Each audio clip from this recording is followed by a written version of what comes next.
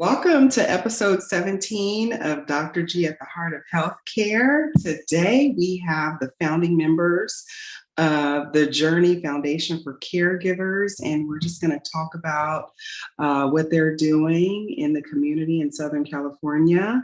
We're doing this series, curating resources for caregivers, and I think this is a gem here, and hopefully this inspires other hospice agencies to do their diligence in helping caregivers. So let's jump in. So hello, everybody. Hi. Hello. Thank you. Yeah. So I recently met Ricky when we were talking about the sandwich generation, and I have just been learning so much about the caregiver community. So let me just first introduce your organization, and then we'll go around and have everyone say a tidbit before we do our thing. So the Journey Foundation for Caregivers is a nonprofit organization whose mission is aimed at enhancing the well-being of caregivers, the caregivers of chronically and terminally ill patients through community engagement, education, advocacy, and philanthropy. You have two parts: a caregiver relief program and fundraisers. At the end, please tell us how people can donate to the organization. So thank you for this work. It's a new baby, right? Mm-hmm. Yes, it is. Yeah. All right, well, let's go. Thank you. Well, let's just go around and introduce ourselves and tell us, whatever you want about what inspired this call. I guess we'll do a powwow. I've never had 5 guests at once, but let's do it.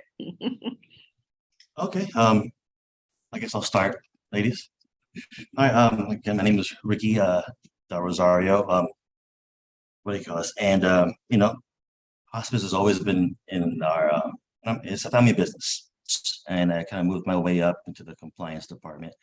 And so that's kind of like my expertise as far as the hospice industry, compliance. And of course, I was in the bedside for a while too. I was in the field, so I knew a lot about it. I started as LVN, then as an RN, I became, into the training, compliance, and working real close with my mom in the executive team. So I kind of saw a lot, and she taught me a lot. So, but when I got bought though, my trajectory was pretty much stopped. The corporation or the big corporation brought in their people. So I decided with four other or 3 other of my partners that worked with my mom also, we started our own back in 2019, and it's been good. And today we have 6 locations, actually 7, and I'm in the 7th location right now. I'm actually in Houston right now, and it's been great. And it's been a learning process also. And when you don't have anyone else to report to, the responsibility is bigger, but it's been fun. You get to do a lot of things. You get to really get in it now. So what we've been seeing though in our company is, and even when I first started in the industry, is that the patients don't really change. Okay, like, yes, we want to change how hospice is perceived in the public, but the one thing it doesn't change is the patient. Pancreatic cancer is pancreatic cancer. CHF is CHF. These patients aren't really getting any sicker. These diagnoses aren't changing. Hospice patients are hospice patients. They're the sickest of the sick. Now, what I've noticed, or what we've encountered, is that the difficult patients or the difficult cases aren't the sickest patients. The more manageable cases aren't the less sick patients. It has nothing to do with how sick the patient is. Okay. It's actually as simple as what's around the patient. And I'm not saying the environment as if like it's a clean room or a big house or a small house. It doesn't make a difference if it's a small house or a big house. When I say the environment, it's even simpler than that. It's who's around them. Who's talking to them?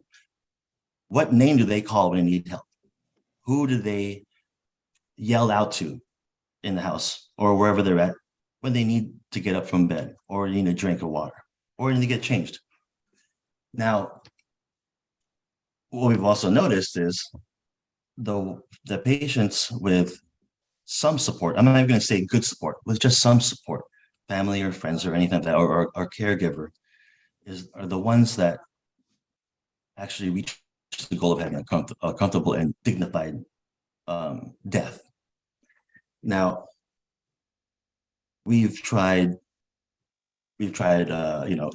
infusing money to help with food or rent, and that only really does help a little bit. Now, what we notice is if you really want to make an impact, a lasting impact, how you can keep your care at the house after the nurse leaves is if you take care of their environment. Remember, the patient is already sick as can be. If you can help develop and empower the person the person that's giving support to the patient, that makes all the difference. And a lot of it is education and support. And someone's coming downstairs. It's okay. That's great. Yeah. The environment around the patient is what we have to focus on. And it sounds like that's what inspired you to start the Journey Foundation for Caregivers. So let's go on to the next person. Introduce yourself and tell us about it. That's a great segue from Ricky. I'm Erin. I'm Ricky's wife, actually. So, he was in the hospice biz for all those years, and I'm coming from my background in social work and nursing and kind of looking at the business as we're growing it and starting it, and just said, let's do something more here. Let's start a nonprofit too. Has always been a dream of mine. And so honestly, when we started, we just knew that we wanted to start a nonprofit. So I tapped into my friends and acquaintances and, said, do you guys want to start a nonprofit? And everybody said, sure.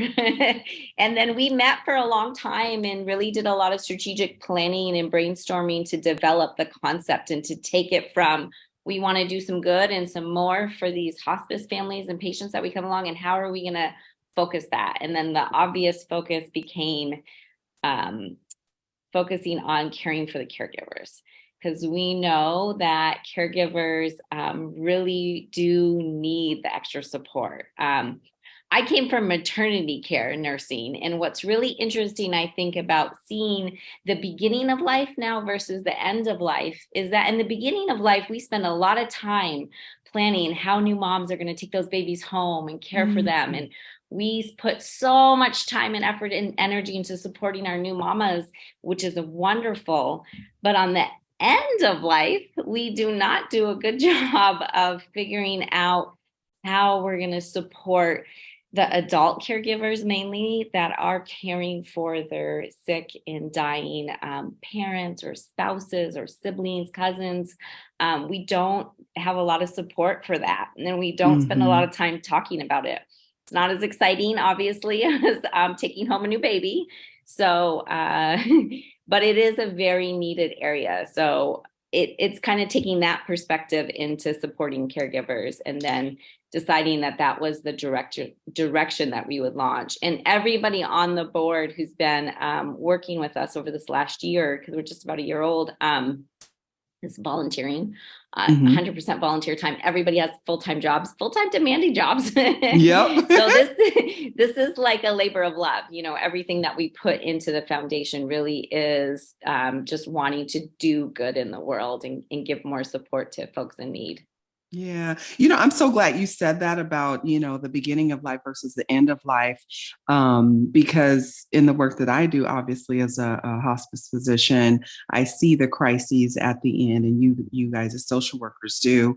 And it's terrible. And we have to do something about it. We had a Mythbuster episode a couple weeks ago, and the number one myth was, actually, no, I think it was the number 10th. Caregivers don't need breaks, because they're also well-meaning. They love their family member or their friend, whoever they're caring for, or spouse, and they're giving their all. They're sacrificing their own health, their time, their sleep, so they can just get it done. And we need to pour into them, like Ricky said. And so I'm so glad you're doing this. Let's move on. Next on my screen is Meagan. Yes, hi. What our mission and vision of our nonprofit foundation, Journey Foundation for Caregivers, is just what you were saying, Dr. G. It's this support for the caregivers in forms that we don't expect and are not necessarily covered by hospice or any of the other kind of agencies that are out there. So that's what our mission was, is to find these resources and provide them to our patients and our families in ways, in three different ways, actually. The first is caregiver relief. It's our caregiver relief program. It's what you were mentioning. And this is primarily geared towards giving our spouses of our patients, kids of our patients, time away. There's months and months and nights and 24-hour shifts that they're doing while working, while providing for their young children, and they do need a break. And that's what this that particular service we're hoping to offer does. And we want to give them time to have one night where they go out and do their own doctor's visits, or they have a night where they can go out with their family and friends, see a movie, a couple hours where they don't have to think about the stresses and trials of what they have at home or, with their families. So that's our goal, is to provide just that time, and we'll send physical support or monetary support to help support that. So, we'll come and provide a homemaker to come for just 4 hours, 8 hours. They can have a full night's rest. You don't have to wake up in the middle of the night to support their families. So that's one of our areas. Our second area is goods, which is providing actual support that's not provided by hospice, such as bars in the shower, wheelchairs. We had some people donate some wheelchairs that have, motorized wheelchairs, and we're able to provide those and loan them to people that really need it. And they're very expensive, so some of these things are not covered by insurances or hospice or any of these type of things. So we have that whole, that goes through our social workers of what's needed and necessary and what's not covered. And then our last is really providing support in terms of education. So we have some things that a few of us are part of financial and education for these caregivers in terms of what's needed and resources that are out there.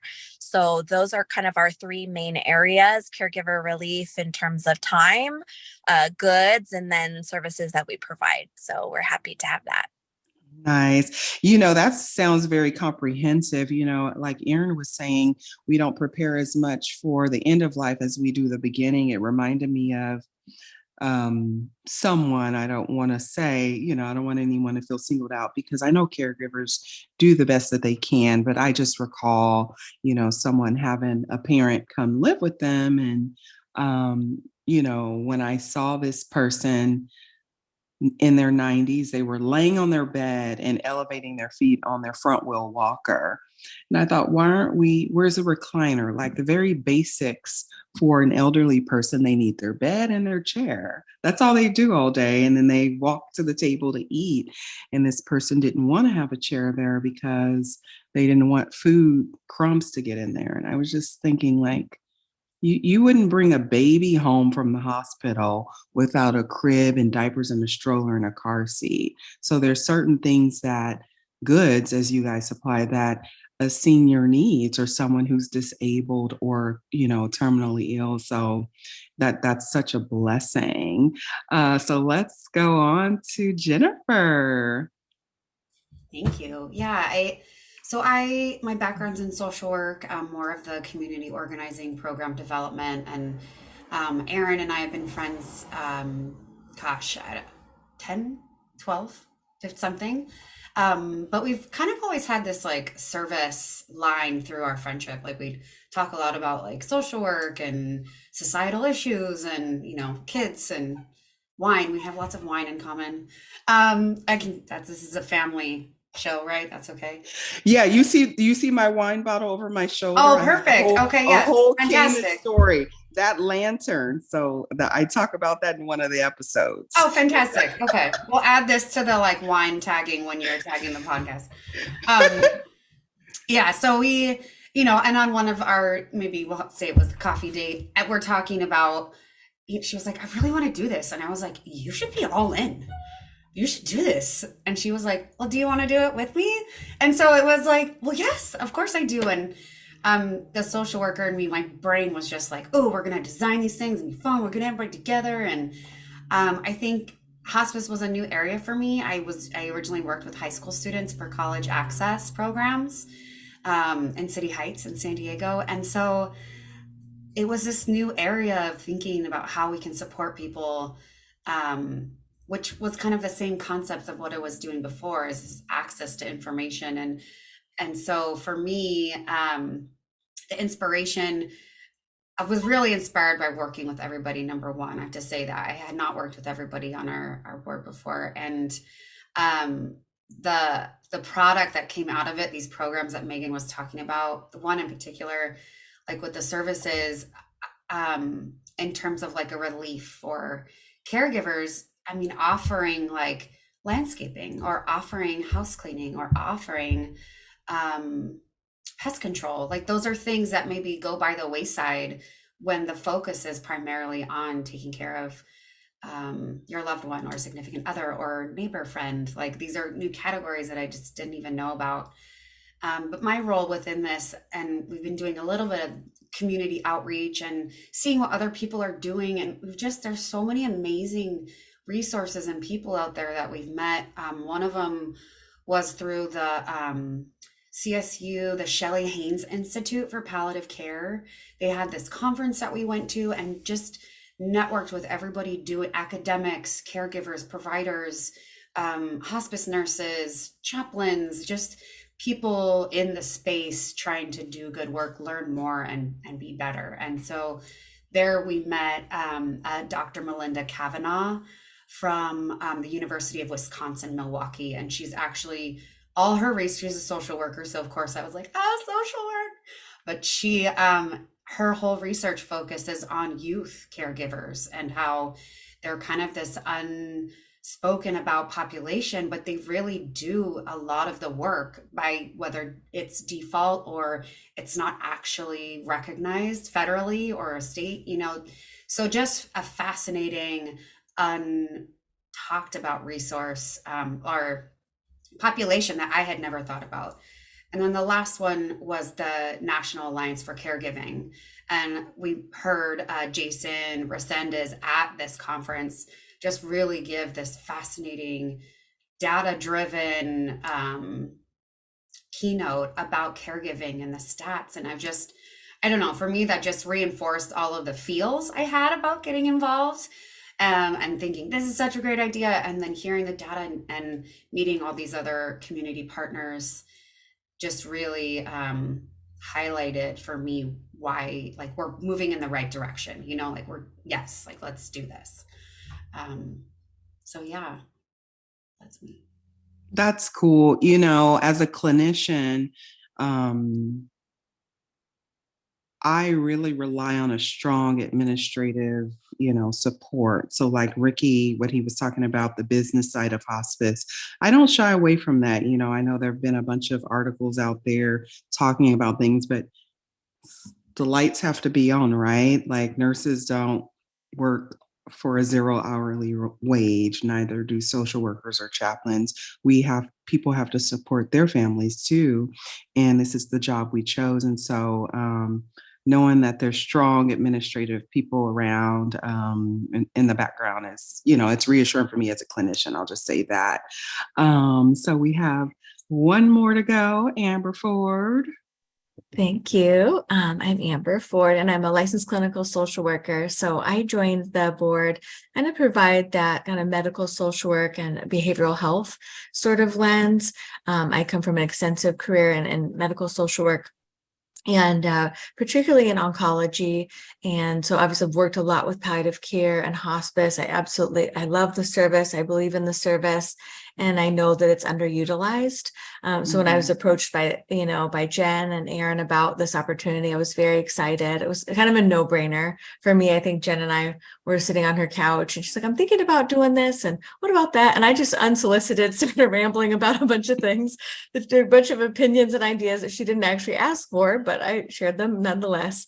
And here we are, today. I think, one of the things we highlighted we also provide as a foundation a newsletter. We just published our first newsletter ever, and we hope that will continue and be a support. One of the statistics that I included was that the Family Caregiver Alliance estimates that 40 to 70% of caregivers may experience depression. And that's highly linked to their job duties as a caregiver. And often it's a labor of love.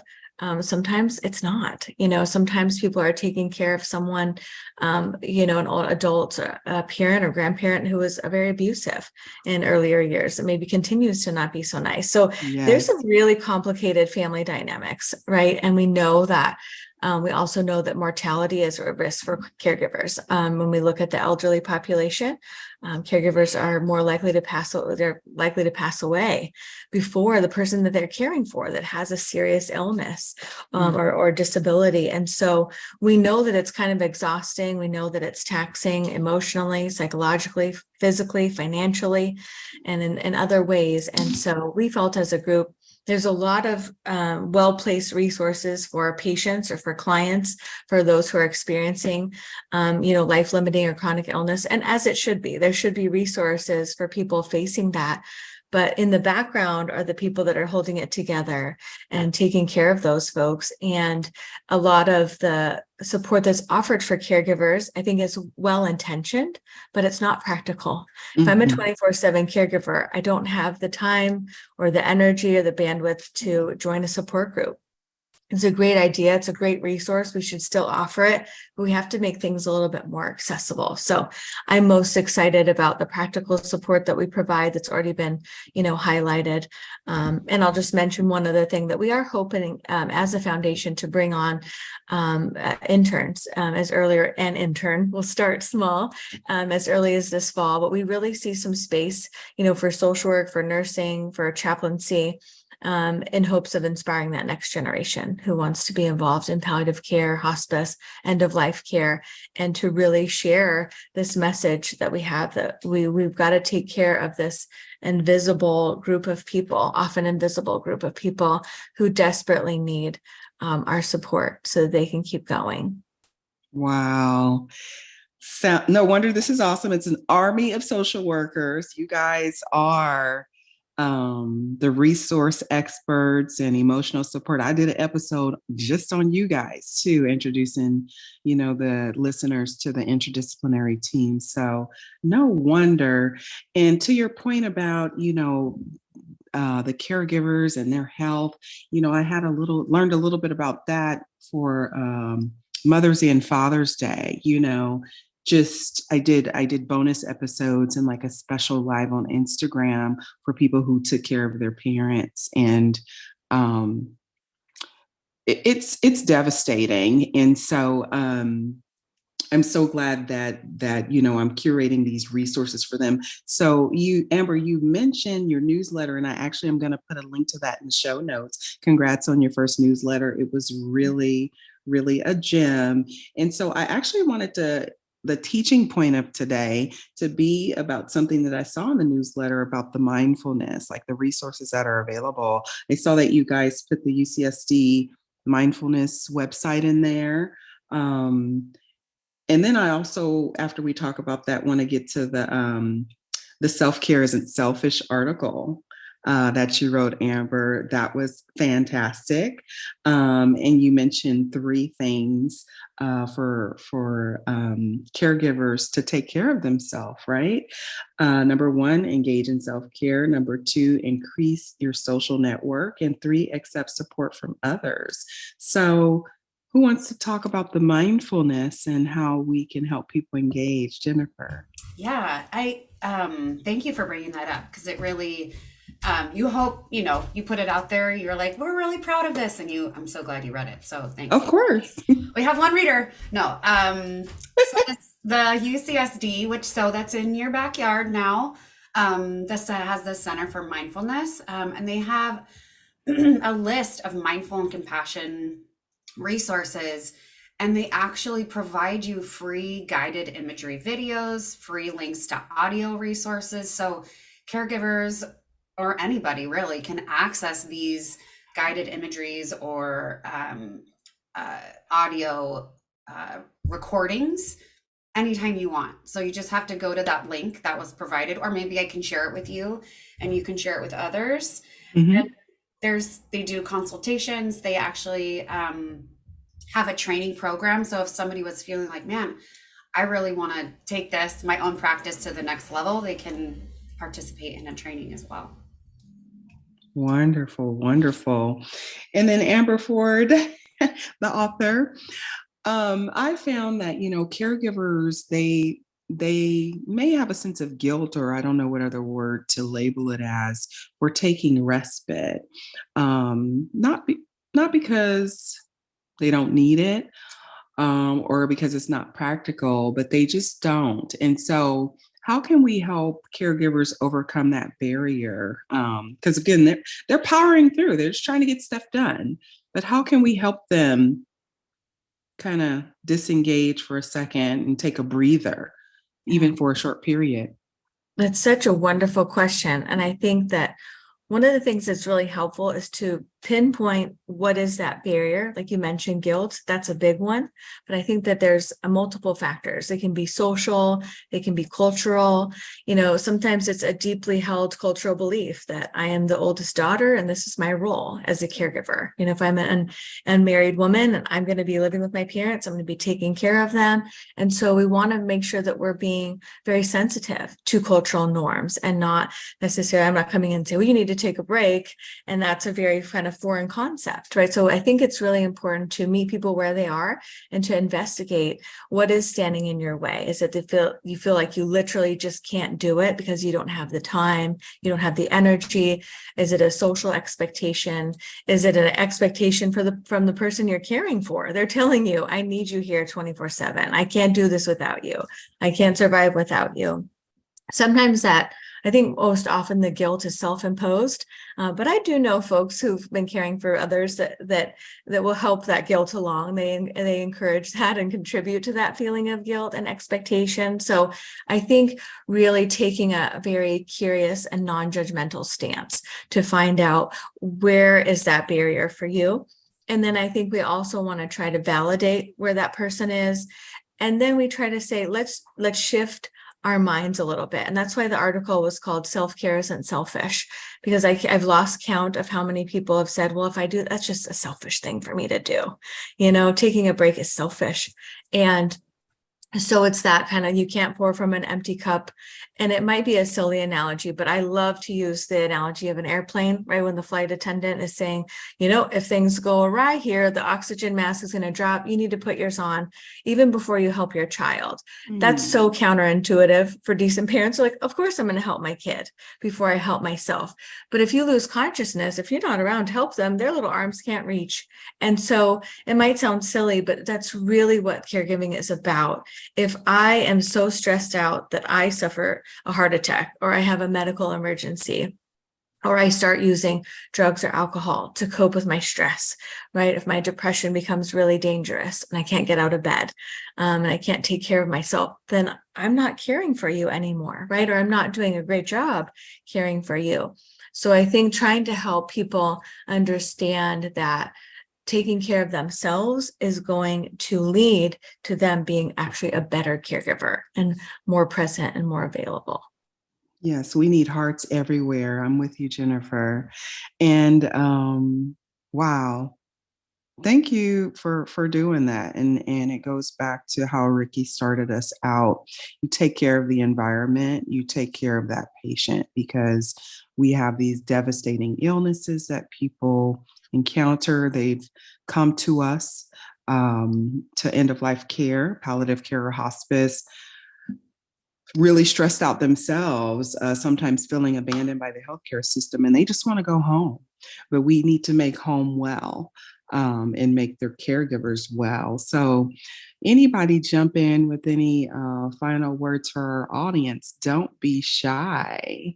I just want to mention, it's Erin. I want to mention one thing that we didn't touch on yet, but we do have plans for November of this year to host our first annual, hopefully it's an annual occurrence, caregiver retreat. November is actually National Caregiver Awareness Month. So we're going to start small and invite some of our caregivers that we're in touch with through the foundation. Hopefully get them to come just an afternoon to pour some love and pampering into them, teach them a little bit about self-care, and give them just a little time away from caregiver role and a little support so they can go back hopefully refreshed and better educated about caregiving. So we do need donations for that event to make it happen. Yes. We want to send in respite care for those families, and we want donations just to be able to pamper those caregivers. So our website is the place where we accept donations right now, and it's just journeyfoundationfc.org. And we would love just for people, if you want to volunteer and you want to be part of it too, and you're in Southern California, and you want to comment down and be part of that and be part of the foundation, we're very excited about that event. Awesome. I'll be sure. Actually, I already put it in the show note draft, the link to your website. That's how you donate. Everyone, you can donate anything large or small. Go ahead and do it right now once this podcast is complete. And also a link to the newsletter is there. Who else?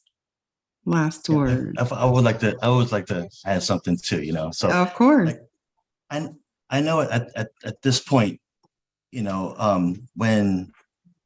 when you hear support for the caregiver, if someone hears that idea, it seems more it's motivated by concern, maybe pity, maybe sympathy, like, oh, poor caregiver, we need to give them a break because of blah blah blah blah, or oh man, that's it's not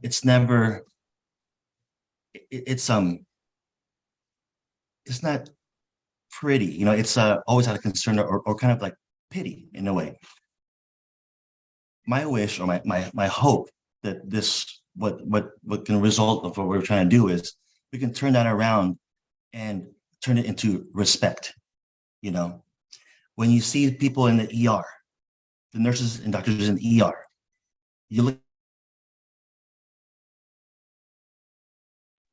I think we're breaking up a little bit, but I like what you're saying about sharpen their. You want them to sharpen their axes. You know what I mean? And to make sure they go back and give their. Oh man, am I breaking up again?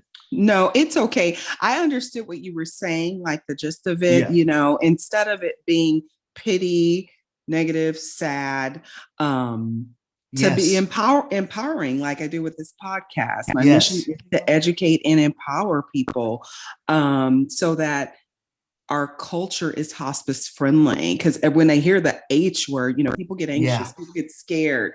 When you tell them the work you do, they're like, oh, it's like this, so sad. and it's not. I mean, of course, we're respectful, and we have a full range of emotions as workers in this field, but it's not just we're all crying all day. We are human beings, and we normalize the end of life because, like I mentioned, they're often feeling abandoned by the healthcare system. They've been through all these journeys, and anyway, we won't go there because then that'll get me worked up. But we want to give them resources, and we want to know that we are there for them. And I don't think there's anything better than what you guys are doing.